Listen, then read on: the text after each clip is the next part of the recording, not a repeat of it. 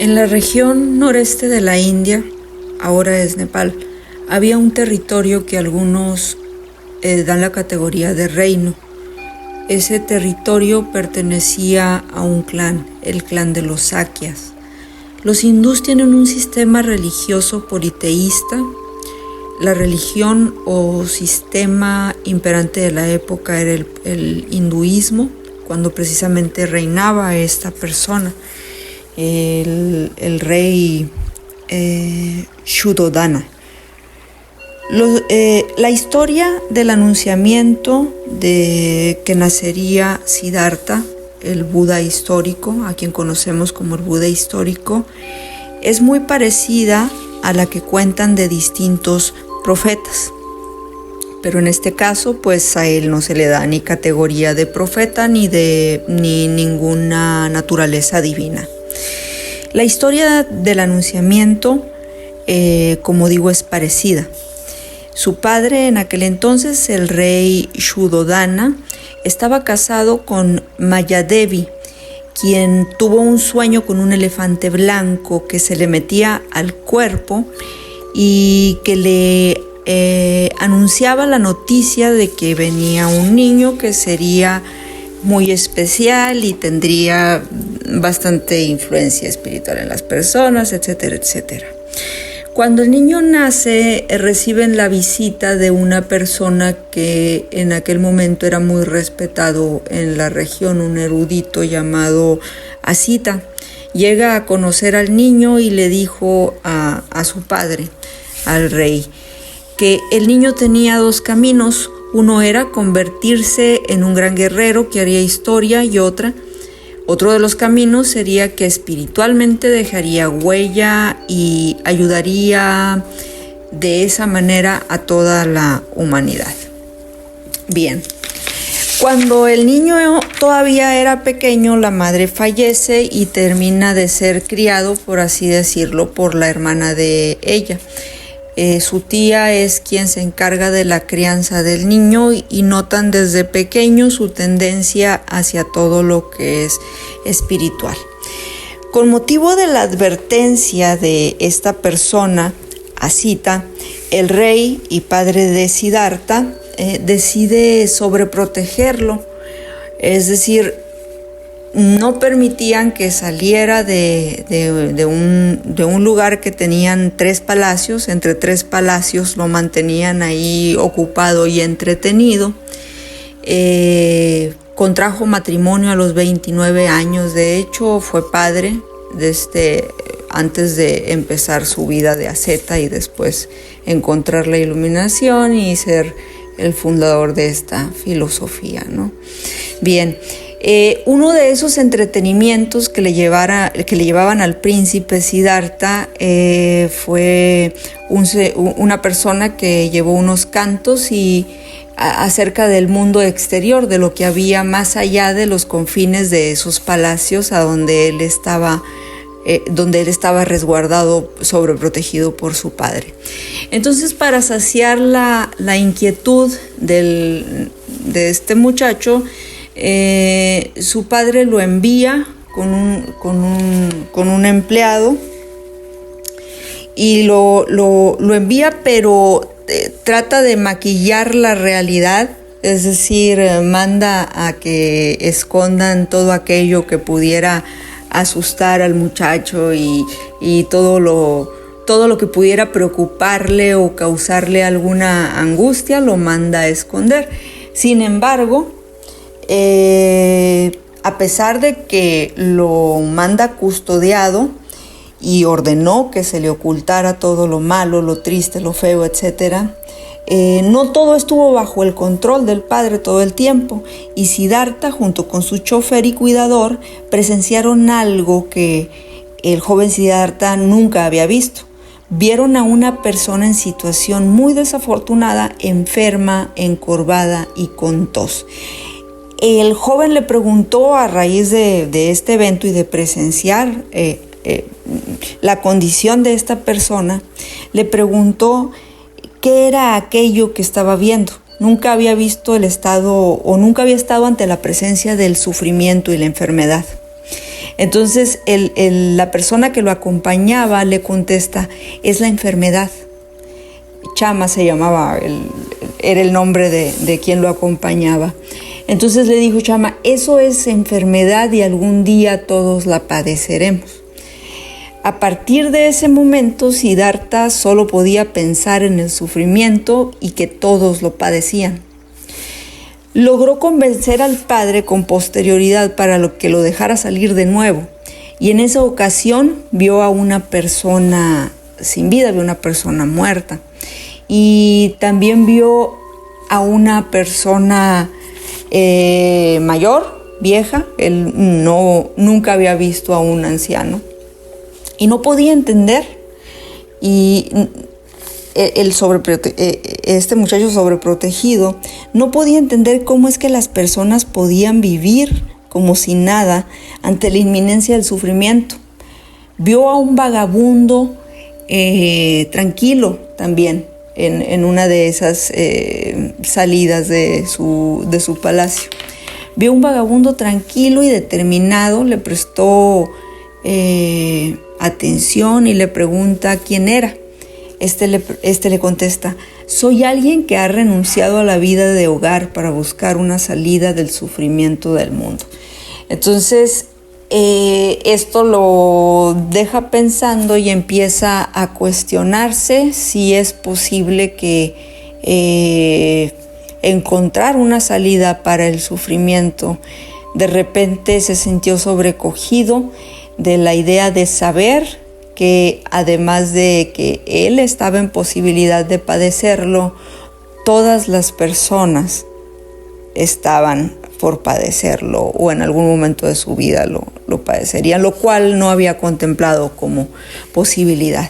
Bien, cuando pasa esto y la inquietud ya se apodera del muchacho que quiere entender un poco más acerca de esto que descubre, escapa de su vida como príncipe, deja a su esposa y a su hijo y se va a buscar a quien lo instruyera para encontrar esas respuestas que él andaba buscando.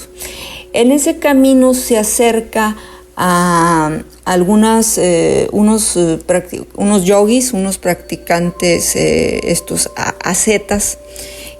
Tuvo un ayuno muy prolongado. Los ascetas comen prácticamente nada.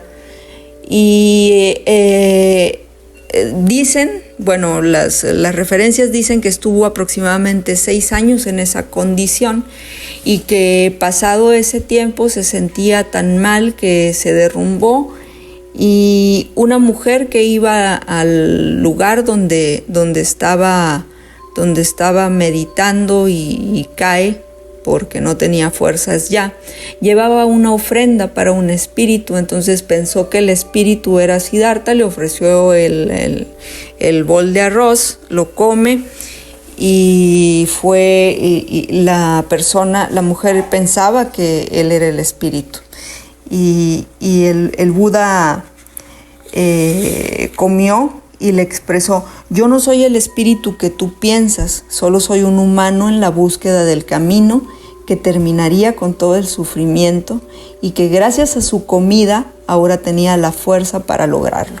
Dicen lo que se encuentra documentado que así fue y que eso fue lo que expresó. Hay que tener en cuenta que toda la tradición y todas las enseñanzas budistas fueron transmitidas oralmente a través del tiempo y eventualmente por ahí de 500 años después de que nació el Buda se hizo algún concilio, como se hizo también en la Iglesia Católica, también tuvo lugar un concilio budista en algún momento. También podemos platicar de eso en otra ocasión. Bien, después de haber comido, recobrado fuerzas y recobrado la conciencia y estando ahora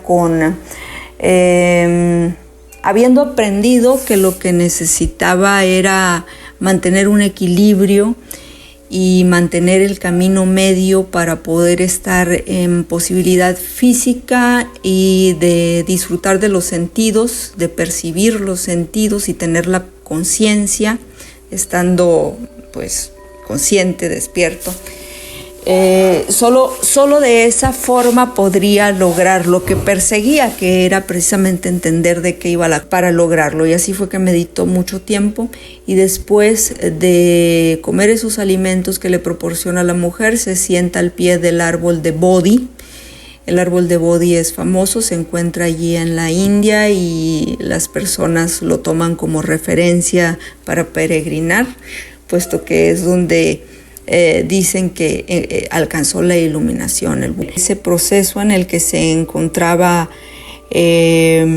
meditando y tratando de encontrar la iluminación, se le presenta algo que se representa como un demonio, Mara.